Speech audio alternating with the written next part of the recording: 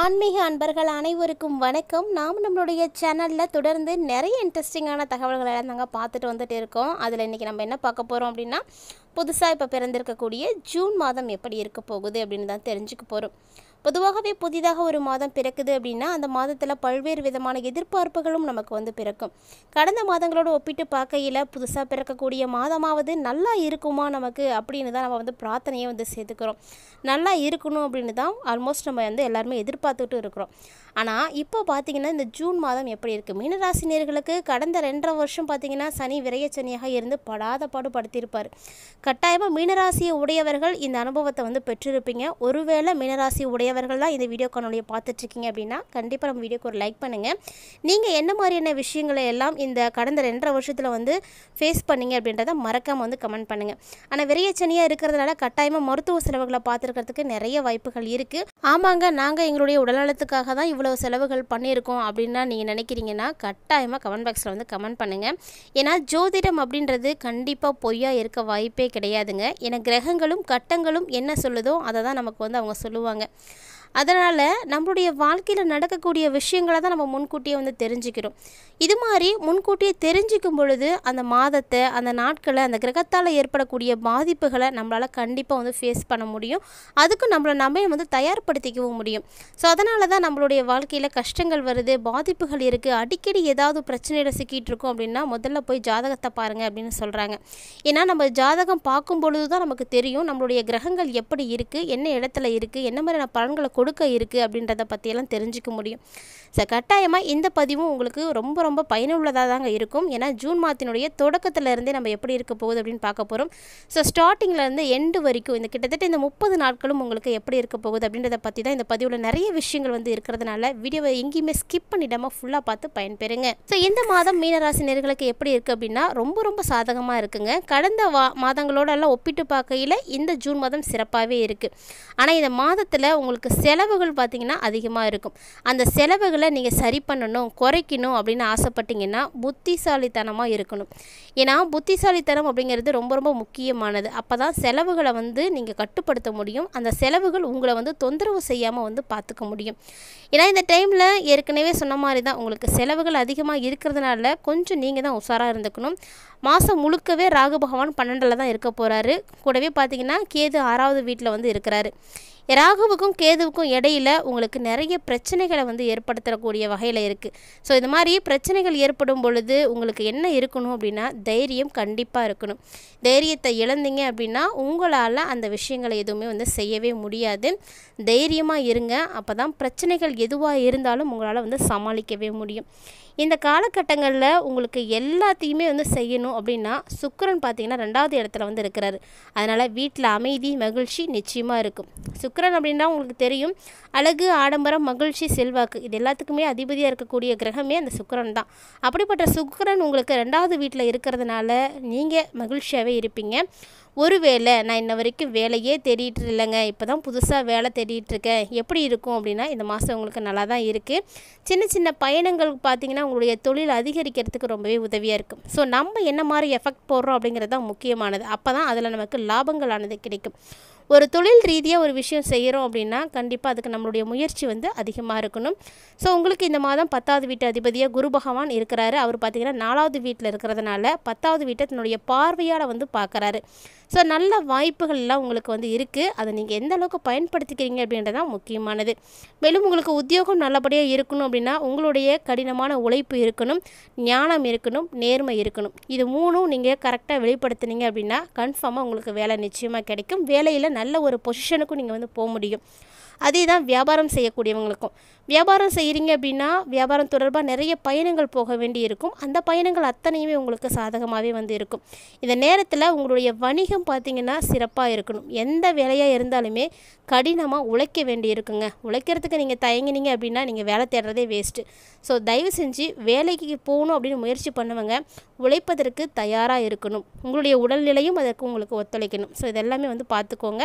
அதே போல் கல்வி பயிலக்கூடிய மாணவர்களுக்கு பார்த்திங்கன்னா இந்த காலகட்டங்கள் கொஞ்சம் சவாலாக தான் இருக்க போகுது. நிறைய சவால்களை நீங்கள் எதிர்கொள்ள வேண்டிய சூழ்நிலைகளில் இந்த ஜூன் மாதத்தை கடந்து வர போகிறீங்க. ஸோ இது மாதிரி நீங்கள் நிறைய பிரச்சனைகளை எதிர்கொள்கிறதுக்கு தயாராகவும் இருந்துக்கணும். குறிப்பாக உடல்நல பிரச்சனைகள் இருக்கிறதுக்கு வாய்ப்பு அதிகமாகவே இருக்குது. உடல்நல பிரச்சனைகள் மட்டும்தான் இருக்குது அப்படின்னா பிற செயல்பாடுகளும் வந்து நீங்கள் கவனத்தை வந்து செலுத்தணும். அப்போ தான் உங்களுக்கு உங்களுடைய விஷயங்கள் வந்து நல்லபடியாக நடக்கும். ஸோ இந்த மாதம் மேலும் உங்களுக்கு எப்படி இருக்குன்னா உங்களுடைய குடும்பத்துக்கு சாதகமாக தான் இருக்குது. அதனால் குடும்பம் சார்ந்த விஷயங்களில் நீங்கள் எந்த பாதிப்புகளையும் பார்க்க மாட்டீங்க. 4வது வீட்டுக்கு அதிபதியாக இருக்கக்கூடிய கிரகம் பார்த்திங்கன்னா புதன். இவர் இப்போ உங்களுக்கு 3வது வீட்டில் சூரியனோடு சேர்ந்துருக்கிறாரு. முன்னாடி சொன்ன மாதிரியே தான் புதன் பகவான் 3ல் இருக்கிறதுனால இந்த சூரியனும் புதனும் சேரும் பொழுது தான் நமக்கு இந்த யோகம் ஏற்படும். இந்த யோகம் பார்த்திங்கன்னா அற்புதமான ஒரு யோகம். காதல் உறவுகளுக்கெல்லாம் கொஞ்சம் கடினமான சவால்களை சந்திக்கக்கூடிய மாதமாக இந்த ஜூன் மாதம் இருக்க போகுது. ஸோ இந்த சூழ்நிலையில் உங்களுக்கு செவ்வாய் பார்த்திங்கன்னா 5வது வீட்டில் வந்து இருக்க போகிறாரு. அதனால் உறவில் மீண்டும் மீண்டும் சண்டை சச்சரவுகள் எல்லாமே வந்து ஏற்படதாங்க போகுது. அதனால் உறவுகளுக்குள்ளே நீங்கள் வந்து சிறப்பாக இருக்கணும் அப்படின்னா சண்டை சச்சரவுகளை வந்து குறைக்கணும், பொறுமையாக இருக்கணும். இதுபோல் உங்களுக்கு அடிக்கடி ஏற்படக்கூடிய சண்டை சச்சரவுகளானது மன அமைதியை வந்து கெடுத்துடும். அதுபோல் குடும்ப வாழ்க்கையிலையும் பிரச்சனைகளை வந்து ஏற்படுத்தி கொடுத்துடும். உங்களுடைய காதலி இருக்காங்க அப்படின்னா அவங்களுடைய இயல்பான விஷயங்களில் நீங்கள் கவனமாக இருங்க. எரிச்சல், கோபம் இதெல்லாம் வந்து இருந்துகிட்டு இருக்குது அப்படின்னா அதெல்லாம் முடிஞ்ச அளவுக்கு மாற்றுறதுக்கு வந்து முயற்சி பண்ணுங்கள். கண்டிப்பாக திருமண வாழ்க்கை, திருமண உறவு அப்படிங்கிறது ரொம்பவே முக்கியமானது தாங்க. ஸோ அந்த ஒரு உறவை உங்களுக்கு வந்து சாதகமானதாகவும் முக்கியமானதாகவும் மாற்றணும் அப்படின்னா அது உங்களுடைய கையில் தான் இருக்குது. கண்டிப்பாக முயற்சி பண்ணிங்க அப்படின்னா எல்லாமே வந்து மாறும். ஸோ அதனால் முயற்சியை மட்டும் தொடர்ந்து செய்யுங்க. இந்த டைமில் உங்களுடைய நிதி நிலைமைகள் வந்து எப்படி இருக்குது அப்படின்னு பார்த்தீங்கன்னா ரொம்ப சிறப்பாக இருக்கிறதுக்கான வாய்ப்புகளும் இருக்குது. ஒரு சில நேரங்களில் உங்களுக்கு ஏற்றத்தாழ்வுகளானது இருந்தாலுமே கூட கண்டிப்பாக பேலன்ஸ் பண்ணிட்டு வந்துடுவீங்க. பெருசாக உங்களுக்கு பாதிப்புகள்லாம் இருக்காது. அதே போல் இந்த ஜூன் மாதத்தினுடைய தொடக்கத்தில் இருந்தே செவ்வாய் பகவான் 11வது வீட்டை தான் பார்க்குறாரு. இதனால் உங்களுடைய வருமானத்தை ஓரளவு அதிகரிக்கத்தான் செய்வார். ஏதாவது ஒரு வகையில் உங்களுக்கு நல்ல ஒரு பலன்கள் எல்லாம் கிடைச்சிடும். ஆனால் கண்களில் இருக்கக்கூடிய பிரச்சனைகள், கண்களில் குறைபாடுகள், ஏற்படக்கூடிய எரிச்சல், வலி இதெல்லாம் குறிப்பாக பார்த்திங்கன்னா இந்த டைமில் உங்களுக்கு பிரச்சனைகளை வந்து இன்னுமே அதிகரிக்க செய்யும். ஸோ ரொம்ப கவனமாக இருக்கணும். ஒருவேளை உங்களுடைய உடல் ஆரோக்கியத்துக்கு இந்த மாதிரி ஏதாவது பாதிப்புகள்லாம் ஏற்படுது, இந்த நோய்கள்லாம் வந்து வருது அப்படின்னா அந்த வருவதற்கு முன்னாடியே சிம்டம்ஸ் வந்து தெரியும். அந்த அறிகுறிகள்லாம் தெரியும் பொழுதே போய் கரெக்டாக வந்து செக் பண்ணிக்கோங்க. உரிய மருத்துவ சிகிச்சைகளை வந்து எடுத்துக்கோங்க. அப்போ தான் அந்த நேரத்தில் நம்ம எடுக்கக்கூடிய முயற்சிகளும் மருத்துவ சிகிச்சைகளும் தான் அதெல்லாம் கட்டுப்பாட்டுக்குள்ளே வந்து வச்சுக்கும்.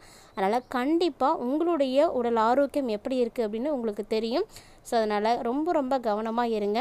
ஆரோக்கியமாக வாழணும் அப்படின்னா சரியான நேரத்தில் அதற்குரிய சிகிச்சைகளை எடுக்கிறது அவசியமானது. மீனம் ராசி நேயர்களை பொறுத்த வரைக்கும் ஏற்கனவே முன்னாடி சொன்ன மாதிரியே தாங்க உங்களுக்கு சனீஸ்வர பகவான் 7ரை சனி காலகட்டத்தில் நீங்கள் இருக்கிறதுனால ரொம்பவே வந்து கவனமாக தான் இருக்கணும். இந்த டைமில் உங்களுக்கு ஏற்படக்கூடிய கிரக மாற்றங்கள் அப்படின்னு பார்த்தீங்கன்னா பெரிய அளவில் உங்களுக்கு பாதிப்புகளை கொடுக்கலனாலுமே கூட கண்டிப்பாக பாதிப்பு அப்படின்றது இருக்கத்தான் செய்யும். அது சின்னதாக பெருசோ உங்களுக்கு ஏற்படக்கூடிய பிரச்சனைகளை நீங்கள் வந்து கடந்து வர தயாராக இருந்துக்கணும்.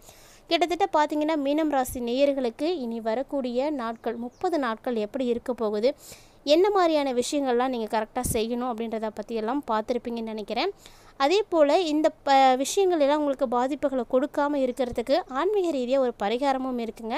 அந்த எளிமையான பரிகாரத்தையும் நீங்கள் தொடர்ந்து செஞ்சீங்க அப்படின்னா போதும், உங்களுக்கு எல்லாமே வந்து சக்ஸஸ்ஃபுல் ஆகிடும். ஸோ அதாவது உங்களோட ராசி அதிபதியாக இருக்கக்கூடிய கிரகம்னா குரு பகவான் தான். குரு பயிற்சி உங்களுக்கு சிறப்பாக இருக்கும் அப்படின்னு கண்டிப்பாக நம்பிக்கையோடு இருங்க. குருவினுடைய பயிற்சி உங்களுக்கு சிறப்பாக இருக்க நீங்கள் குரு பகவானை தான் வழிபாடுகள் செய்யணும்.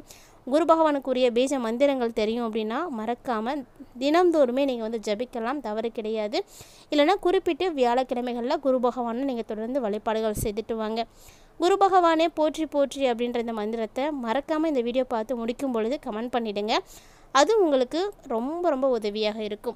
பொதுவாகவே ஆன்மீக ரீதியாக நம்ம ஒரு பரிகாரம் கொடுக்குறோம் அப்படின்னா அந்த பரிகாரத்தை நம்ம நம்பிக்கையோடு செய்யணும்.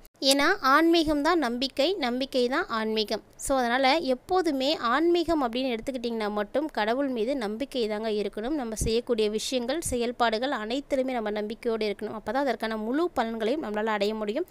கட்டாயமாக இந்த பதிவு உங்களுக்கு ரொம்ப யூஸ்ஃபுல்லாக இருந்திருக்கும்னு நினைக்கிறேன். வீடியோ உங்களுக்கு பிடிச்சிருந்தது அப்படின்னா லைக் பண்ணுங்கள், ஷேர் பண்ணுங்கள், மறக்காமல் கமெண்ட் பண்ணுங்கள். இது மட்டும் கிடையாதுங்க, இது போல் பல இன்ட்ரெஸ்டிங்கான தகவல்கள் பார்த்திங்கன்னா தினம்தோறுமே நம்மளுடைய சேனலில் நம்ம பதிவேற்றம் செய்துட்டு தான் இருக்கோம்.